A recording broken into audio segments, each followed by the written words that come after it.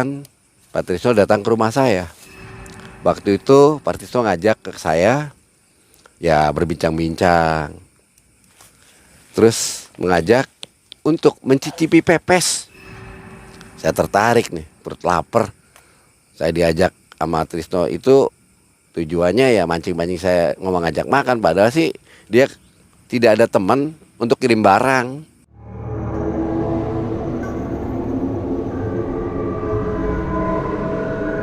Ke wilayah Kosambi. Terus langsung dari Cirebon nih berangkat. Setelah dalam perjalanan kurun waktu memakan waktu 4 jaman, sempat nyampai lah di sana dan bongkar-bongkar muatan pada salah satu pelanggannya juragannya. Itu udah usai. Sesuai dengan janjinya Pak Sno, saya mau diajak makan pepes ikan nila atau ikan mas di dekat bendungan Walahar.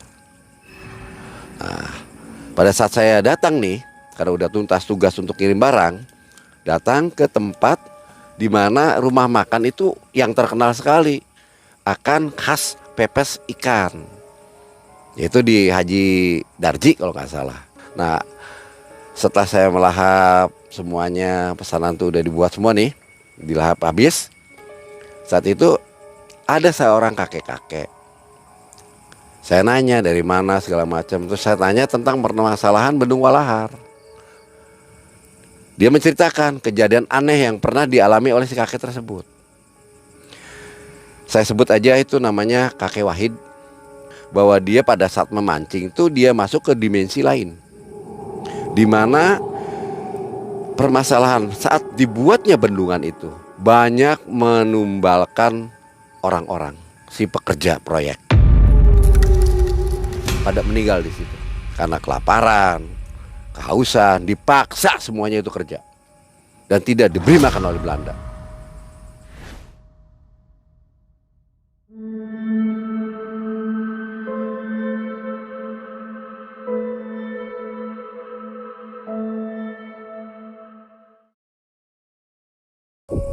Kejadian itu oleh kakek Wahid gamblang sekali. Dia menceritakan full semuanya seperti dia ada dalam kehidupan pada saat itu. Saya tanya pada saat dia menceritakan itu, kenapa kek tersenyum? Ya gimana gak tersenyum melihat cewek cantik. Bener-bener cantik banget. Orang Belanda, nona-nona Belanda itu hadir waktu itu. Senyum pas segala macam. Namun anehnya setelah senyum itu berubah wajahnya. Mukanya hancur. Ngeri lah dia tuh cerita tuh.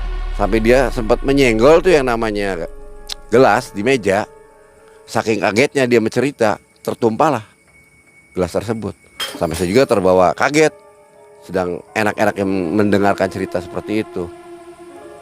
Hanya waktu itu Pak No, karena kebutuhan waktu, udah menjanji istilahnya pada bosnya agar segera pulang.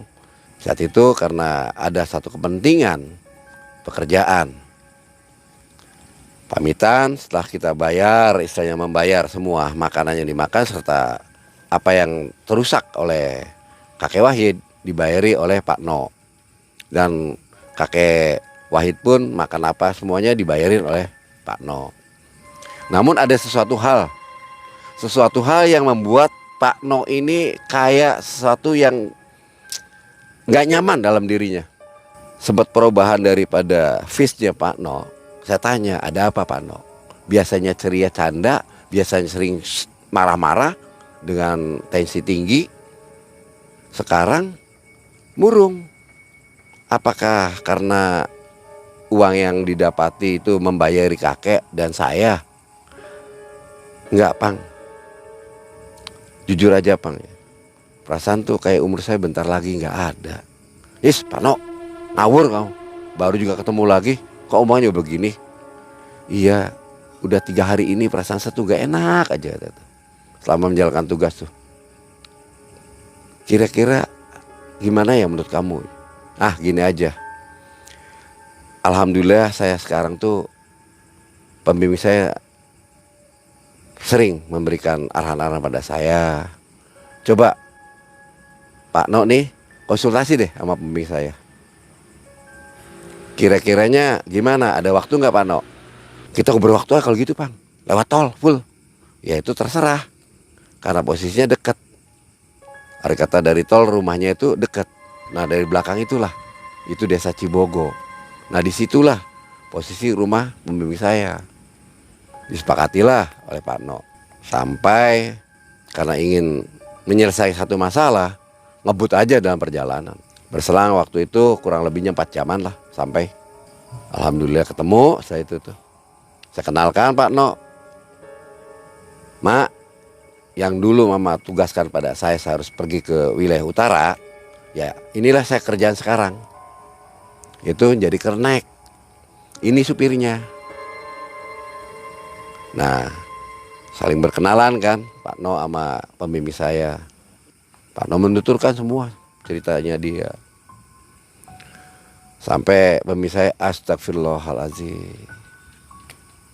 Diberilah amalan oleh pembimbing saya.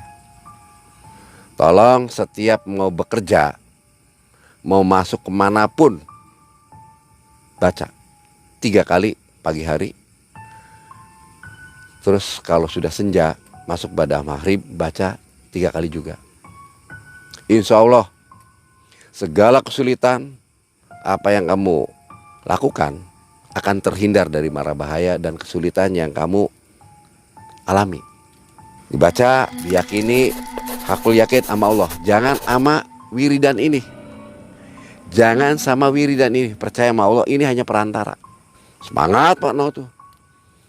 Udah ngobrol semua, enak, nyantai. Karena mengingat tugasnya Pak No belum menyetorkan uang kepada bosnya.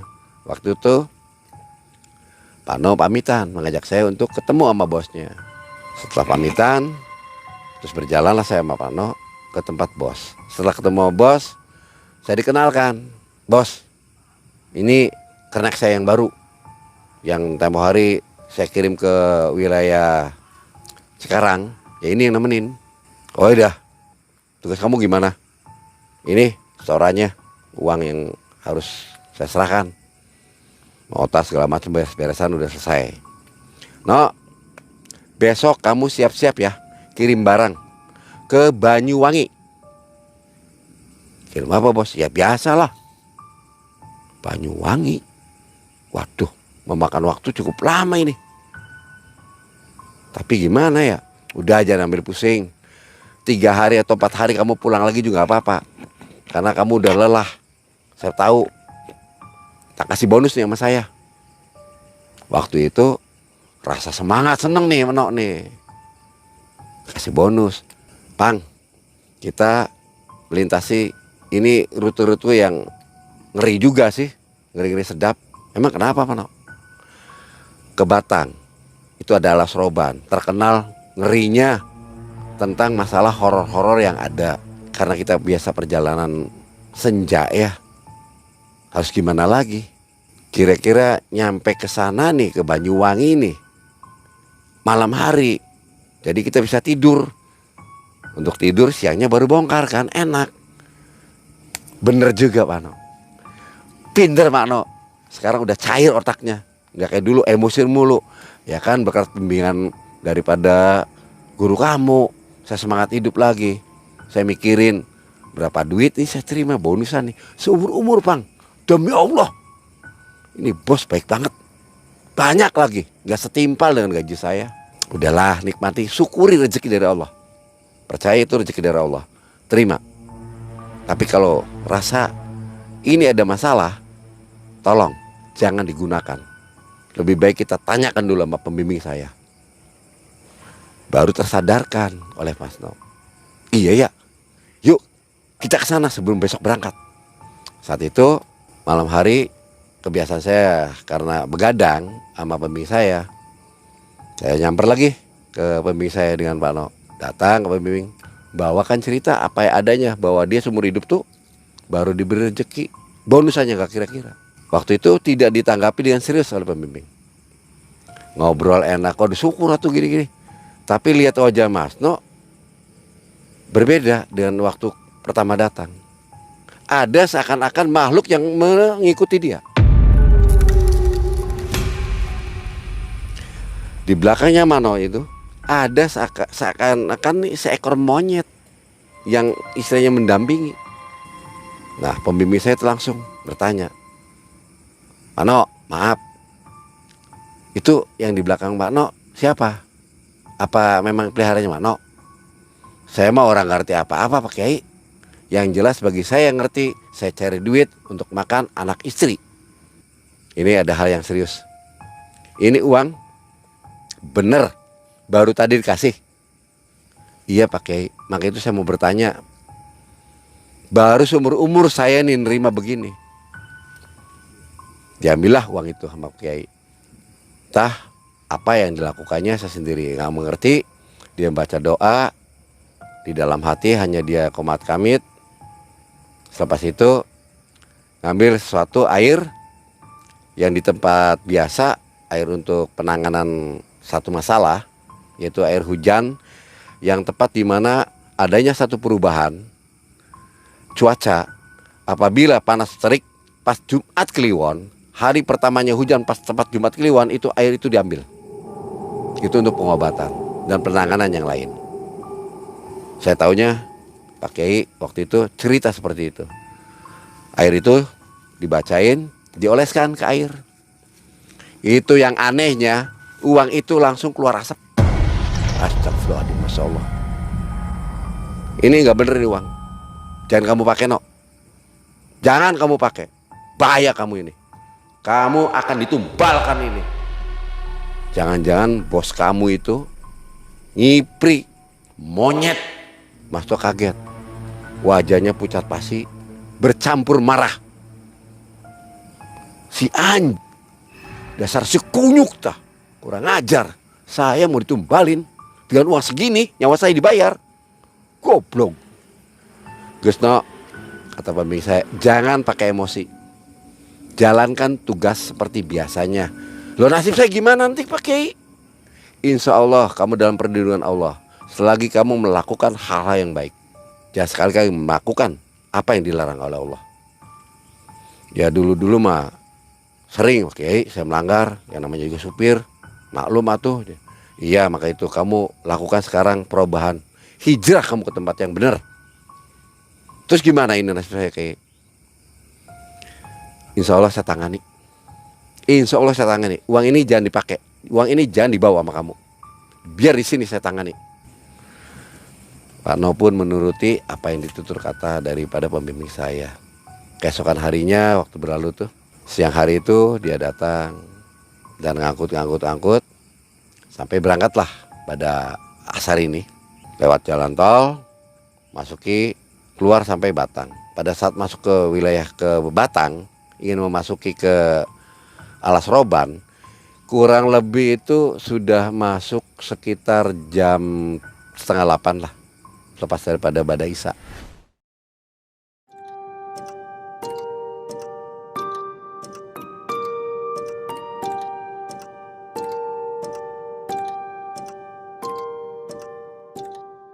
Nah, perjalanan sembari mikir Pak No nggak ngebut, nyantai. Saat memasuki wilayah Alas Roban, sebacaan singkat yang saya bisa dan arahan daripada pembimbing saya, satu hal aneh yang dirasa oleh saya, ada seorang perempuan memberhentikan, ingin menumpang. Ini hal aneh karena apa? Pakaiannya satu, pada malam hari dia pakai putih-putih. Saya takut nih bukan manusia. Mano, ada apa Bang? Kenapa ngelamun? Cantik sekali. Saya mandangin dia. Pantes dari tadi nggak istilahnya cepet-cepet, diem, pikirannya gimana ini, jalannya pelan banget. Ya ampun, aneh, pada saat saya membuka pintu, si perempuan udah ada di tengah tempat duduk. Ini ada hal apa ya Allah ya Rasulullah? Saya lihat kakinya, karena pakaiannya panjang, tergurai, tidak kelihatan kaki. Dilihat wajahnya memang cantik, namun pucat pasi. Astagfirullahaladzim. Yang sangat mencurigakan bagi saya pribadi itu aromanya. Aroma bunga melatinya nyengat banget, kayak seorang yang baru istilahnya pengantenan lah ya.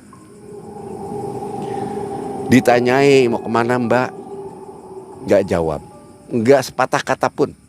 Pada saat saya melirik ke samping, itu baju yang tadinya putih bercecer darah, keluar pelan-pelan, bau anyir. Saya mulai memperbanyak wirid.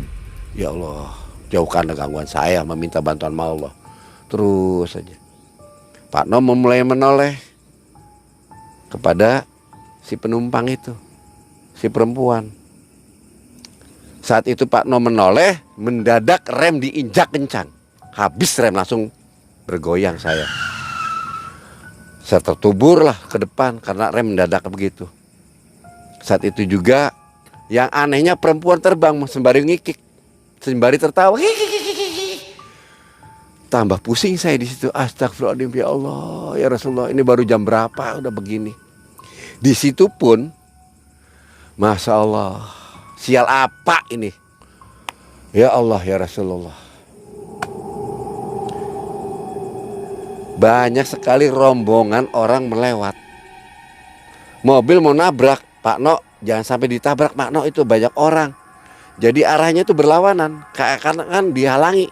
Saya mau lewat tuh. Berhenti Pak No tuh. Yang anehnya lagi, itu pakainya hitam. Semuanya seragam hitam. Karena sorot lampu yang tajam, sorot mobil itu, saya mengamati kakinya. Tidak menapak ke lantai. Tidak menapak sama sekali nih jalan tuh. Seakan-akan melayang. Pak No, apa bang? Kaki gak nempel. Astagfirullahaladzim. Baru tersadarkan Pak No bahwa melihat rombongan tersebut, hanya dia kan tadinya di atas doang, nggak ngelihat ke kaki. Begitu ngelihat kakinya terangkat semua. Jadi gimana Bang? Pak No jangan kayak anak kecil Pak No. Awas, hati. Emang kenapa? Biasanya Pak No kalau ketakutan ngompol. Goblok kamu, udah takut begini kamu ngejek-ngejek saya. Diam. Saya membaca ayat kursi sebanyak 3 kali. Pak No pun tak ajak untuk dibimbing untuk baca ayat kursi. Selepas itu alhamdulillah rombongan itu hilang di pandangan mata. Saya laju terus. Tapi perasaannya Mas No, itu kayak gak berangkat mobil, padahal kecepatan kenceng. Seakan-akan pemandangan yang di samping kanan kiri dan di depan itu, Pak No lihat dari spion, gak gerak. Gak gerak sama sekali. Padahal pedal gas itu diinjak sampai ke dashboard. Habis di kabin bawah tuh. Ada apa lagi nih, kayak ada menahan. Tak lama kemudian tersadarkan diri saya ini, bau angusnya bakaran ban. Saat itu keluarlah rombongan kembali. Saat itu ada sebuah rombongan yang pakai kereta kencana. Astagfirullahaladzim. No, Pak No, jangan ditabrak Pak No. Kita hancur nanti kalau tabrak. Boro-boro nabrak Bang, kamu tuh enggak jalan sama sekali, ini kamu ngerti sendiri. Terus berlalu, alhamdulillah terlewati. Sampailah ke Banyuwangi. Sobat MM, saat ini tim Malam Mencekam telah meluncurkan merchandise berupa t-shirt eksklusif banyak ragam yang bisa sobat miliki. Semua bertema horor tentunya, dengan bahan berkualitas yang nyaman untuk dipakai. Jika berminat, dapat diperoleh via WhatsApp atau Tokopedia. Segera miliki dan jangan sampai kehabisan.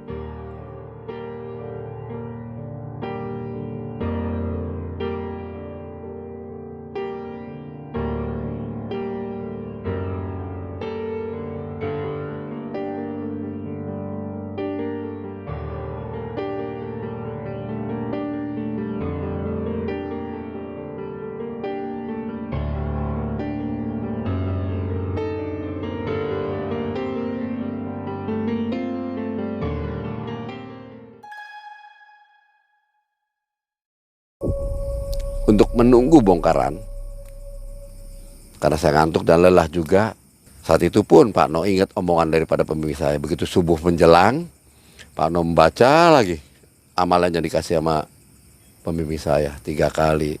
Pak No, kalau udah dibaca, udah selesai, salawatan aja lah daripada kita nunggu siang kayak gini. Kita juga harus tidur. Udah sampai setidurnya, ya udah Pang, bersalawat. Terus saya lakukan sama Pak No. Namun Pak No enak, bisa tidur pulas. Saya masih mikir, belum bisa tidur.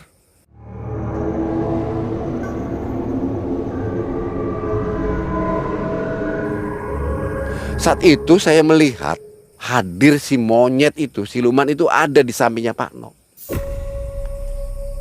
Saya kebingungan, ya Allah, tolong jangan sampai mengambil nyawanya Pak No. Kasihan nih anak istrinya gimana. Saya berdoa terus. Alhamdulillah waktu itu kurang lebih setengah jam lah, sampai matahari terbit dan enak rasanya. Ya silau-silau sedap, ngantuk gimana rasanya orang ngantuk kena sinar matahari. Lemesnya minta ampun. Pak No, ini udah jam berapa nih? Lapar, saya belum makan. Waktunya sarapan. Oh iya ya, kita ngobrol waktu juga, harus cepet-cepet nih dibongkar. Ayo, setelah kita sarapan ya Bang. Ya, cari warung, kebetulan di situ ada pedagang asongan yang pakai gotrok. Ah, ini aja lah, yang penting asal padu isi perut aja. Ya udah, makan, sudah sarapan, terus langsung membayar dan tinggalkan pedagang itu, mendatangi tempat di wilayah Banyuwangi untuk mengantarkan barang. Karena rasa ngantuk, lelah, lemes, akhirnya saya meminta kepada si pemilik gudang itu bantuannya tenaga untuk bongkar.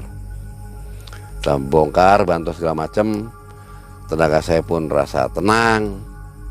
Siang menjelang, sesuainya bongkar semua surat-surat apa segala macam yang dibutuhkan tuh dapati.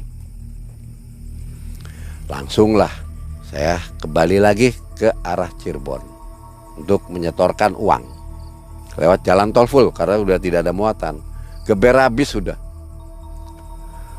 Tujuannya biar cepet-cepet tugas terselesaikan. Begitu sampainya ke lokasi bagian garasi, salah satu satpam, kamu tahu nggak apa Mano? Capek saya. Kamu capek, saya lebih capek di sini. Emang kenapa? Tuh di rumah bos tuh banyak orang. Memang kenapa? Bos perempuan modar. Emang kenapa? Gak tahu. Ngeri. Bisa ngeri gimana kamu taunya? Ya kata orang yang ngeliat kesana waktu itu, ngeliat dateng, matanya melotot, lidahnya keluar, sembari dia gini. Ngeri kan? Kayak orang kerasukan. Tapi hal aneh kata itu. Memang kenapa? Di bekas lehernya ini kecekikannya bener-bener sama gigitan. Bahkan di wajahnya ini cakaran. Kayak bekas cakaran. Apa bos habis berantem sama bos laki-laki? Ya gak tahu. Karena tugas yang diemban Pak No belum tuntas, Pak No memberikan pada salah satu asisten yang menangani pembukuan. Datang ke tempat rumah duka, rumahnya bosnya. Pak No kaget, bos perempuannya mati yang mengerikan sesuai apa yang satpam ceritakan kejadian itu. Dilihat, namun bos laki-lakinya melihat Mas No itu kayak orang tidak terima PMR. Gara-gara kamu. Memang kenapa? Saya kan lagi kirim barang. Keluar kamu, anjing kamu. Wah, ngawur nih bos. Tugas sudah selesai bos. Bos jangan marah. Kalau saya keluar, siap saya keluar. Akhirnya Pak No ngajak saya, Pang, udahlah, jangan mikirin. Itu mah resikonya dia. Yuk kita ke pembimbing kamu. Gimana? Menceritakan nih kejadian ini. Ya akhirnya saya dengan Pak No ke pembimbing saya kembali menceritakan bahwa istri bosnya meninggal. Ternyata pembimbing saya pun kayak orang kena demam, kedinginan. Saya tanyakan, "Mak, kenapa? Sakit apa? Apa perlu beli obat?" "Saya kurang tidur, ngebelek kalian. Hari itu tuh saya full, wirid habis. Ngebelek kalian, nih nanganin ini. Alhamdulillah kalian datang dengan selamat. Terutama kamu, Nok. Allah mengabulkan doa saya dan keinginan kamu untuk hidup. Ya inilah hasilnya. Tapi tadi kamu ngomong, menceritain bos perempuan kamu meninggal. Yaitu resikonya. Karena waktu itu kamu yang ditumbalkan tidak jadi tumbal. Berbaliklah kepada dia. Itulah akibat orang yang serakah lewat pesugihan. Ya jadi gimana Pak Kiai? Ya udah sekarang kamu harus ingat, harus dekat sama Allah. 5 waktu jalankan, segala perintahnya jalankan. Kalau bisa full kamu perintah-perintahnya jalankan. Ya insya Allah Pak Kiai. Cuman hal-hal yang buruk, ya namanya manusia, hilaf barangkali itu dan ini, ya wajar aja Pak Kiai. Hati-hati, wajar mah bukan ke saya ngomong, ke wajar mah itu Allah, nggak ada. Yang dilarang jangan dilakuin. Ya terus gimana Pak Kiai? Ya udah sekarang kamu sujud syukur kepada Allah bahwa kamu bisa terselamatkan dari mara bahaya. Dan ingat itu ya, amalan itu dibaca pagi hari dan petang hari. Insya Allah menuntaskan masalah kamu. Ya udah Pak Kiai, makasih sekali. Terus kamu mau kemana lagi setelah dari sini? Apa mau mondok di sini, nginep di sini? Ya sudahlah, biar saya mondok di sini aja. Nah, kalau kamu mondok di sini, mungkin karena kamu kecapean, yuk bareng-bareng makan malam ya maksudnya. Dah, kamu saya ajarkan satu pegangan untuk diri kamu sendiri agar kamu tetap yakin diri bahwa umur itu Allah yang punya. Ayo nih amalannya. Coba semua tahu kekuatan kamu berapa yang kamu sanggupi dalam semalam ini. Ya mudah-mudahan saya kuat pakai. Ya udah sok tuh kamar. Bang, antar kamar biasa. Diajaklah Pak No ke kamar yang biasa saya tiduri, khusus untuk tamu. Untuk wiridan di sana. Kurang lebih 1 jam. Bukan suara wirid yang kedengar, dengkuran Mas No yang terdengar kenceng banget. Krak, krok, krak, krok. Si anjing molor goblok aing capek kieu teu ngorok ieu ngorok mah saya sare. Pemirsa tertawa aja. Nah, Pang. Ngorok, sama kayak kamu kan, kamu kalau tidur ngorok, heueuh dah. Tapi alus Pang, lamun kamu ngorok dia ngorok nih. Kayak irama untuk ini nih, ringtone tuh kalau di HP tuh. Ini suara ringtone yang indah, suara dengkuran, perlombaan dengkur. Siga babi jeung kodok ngakok ngakok. Bari tawa lah kieu saya. Siga cerita keesokan hari sudah dilalui 1 malam dan pagi hari seperti biasa setelah sarapan pagi karena pakai membisikkan ke saya, tengokin majikannya. Diajak ke sana. Kan waktu itu masuk ke rumah duka semuanya. Mau hari apa dia dimakamkan ataupun dibakar. Saat itu saya nengok ke sana ke rumah duka, ternyata ada. Ya udah, saya pamitan dan saya minta maaf pada bosnya Mas No. Begitu Mas No ngundurin diri. Karena apa? Daripada kamu lama-lama di sini kerja, kamu yang akan jadi tumbalnya hanya nerima uang gak seberapa, tapi nyawa kamu taruhannya. Ingat omongan daripada pembimbing saya.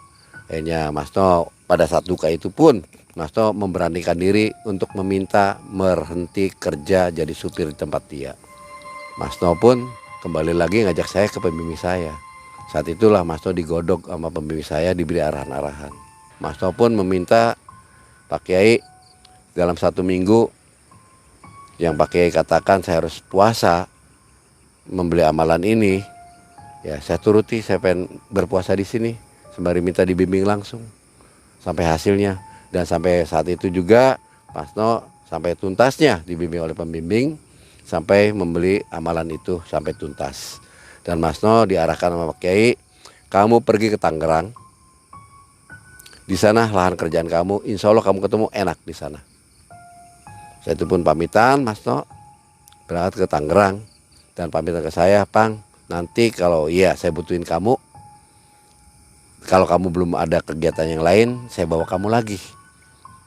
Terserah aja, yang penting kamu sehat, pikirannya positif, ingat jaga anak istri kamu, nafkahi mereka dengan keringatmu yang halal. Secantik-cantiknya perempuan di luar, lebih cantik istri sendiri. Karena istri sendirilah yang mendoakan suaminya bekerja. Mas No sekarang ada di mana nih? Kalau untuk saat ini saya belum ada kontaknya lagi ke beliau. Setelah berangkatnya beliau tuh ke Tangerang, pamitan. Terus waktu itu kurang lebihnya berselang dapat 6 bulan, dia telepon saya, dia lagi sakit-sakitan. Pengen ketemu sama saya. Cuman saya belum sempat waktu menengok beliau karena saya ditugaskan sama pembimbing saya harus pergi ke wilayah utara untuk membersihkan kelakuan saya yang gak bener. Nilainya berapa tadi Mas No dikasih? Mas tuh waktu itu diberi tuh 300 jutaan. 300 juta? 300 juta, alasannya bonus kamu, katanya waktu itu kamu cerita ingin beresin rumah Ya. Ini kan satu hal aneh Ya, terlalu besar nilainya. terlalu besar, kecuali 1 juta untuk bantu kamu benahi rumah. Ya. Itu hal lumrah, ataupun 5 juta masih bisa lumrah karena udah kerja lama. Kemana uangnya 300 juta itu akhirnya? Nah saat itu saya dengan Pak No setelah datang tuh lihat uangnya ternyata jadi daun. Jadi daun, bukan uang sebenarnya. Jadi diperdaya manusia-manusia yang tidak memiliki iman kuat kepada Allah, yang masuk godaan perangkapnya iblis, mata kita ngelihatnya kayak duit. Itu permainan sihirnya mereka, permainan sihirnya iblis. Bukan saya memfitnah, bukan sama sekali, tapi itulah bujuk rayunya untuk masuk golongan mereka. Kalau nggak terjadi uang itu jadi daun, bisa dibelanjakan? Ya kalau itu sih bisa aja dibelanjakan, tapi si karakter yang membelanjakannya ini yang ditumbalkan pasti meninggal. Pasti ya. Ya, jadi korban tumbal. Menurut Abah Jampang, mungkin nggak setiap pengusaha yang sukses selalu memakai pesugihan? Kalau bagi saya 50-50, Kang. Ada juga karena keterpurukan pemikiran, karena kehidupan dulunya terpuruk, terus bagaimana mengambil satu sikap. Kalau imannya nggak kuat, kemungkinan besarnya itu. Tapi kalau imannya kuat, tidak, dia akan keluarkan semua kemampuannya untuk mendapatkan hasil yang dicita-citakannya. Nah ini ada sisi gelap, sisi putih, sisi baik, sisi terang. Kalau mereka imannya nggak kuat, kegoda dengan iblis, ngambil jalan pintas. Resiko, ya udah resikonya. Nah kalau sisi baik, ya capeknya minta ampun. Kayak Ini bosnya pribumi, maksudnya orang Indonesia atau orang WNA? kalau bosnya itu orang WNA. Jadi si laki-lakinya ini orang WNA, warga asing. Nah si istrinya, bos laki-lakinya ini WNA, istrinya WNI. Oh, banyak positif dari kisah ini. Jadi hati-hati juga ya. Waduh, ngeri. Kalau nerima uang tiba-tiba. Iya, satu sisi suatu keganjilan yang tidak biasa diterima. Sumama Kang memberi saya bonus, umpama Pak Jampang, nih 50.000 kan beli uding ayam meren. Nah itu saya terima. Begitu Kang memberi saya, bah 5 miliar. Saya kerja apa Kang ngasih saya 5 miliar ataupun 500 juta? Tanda tanya. Wajib dipertanyakan. Jangan ngerasa, wah iya mah rezeki milik. Jangan sekali-kali. Tolong tangani dulu itu, jangan dipakai selama 1 minggu. Didoain. Tolong bacakan surat Yasin 41 kali. Full selama seminggu. Oke, baiklah Mbak Jampang, kisah yang sangat menarik dan menginspirasi untuk kita. Berhati-hatilah tiba-tiba ada orang yang memberi di luar dugaan. Iya. Jumlah yang luar biasa ya. Jadi tanda tanya ya. Hati-hati Abah Jampang kalau ada dikasih dari saya nih. Wih, pastinya ayam meren. Waspada ya. Sekian saja. Jangan lupa untuk berkunjung ke Mengulas Malam dan Melihat Malam. Ya. Di sana banyak kisah-kisah menarik dari Abah Jampang, Kang Kibayan Idot, dan sama Kang Idot. Kibayan. Oke. Akhir kata, Assalamualaikum warahmatullahi wabarakatuh.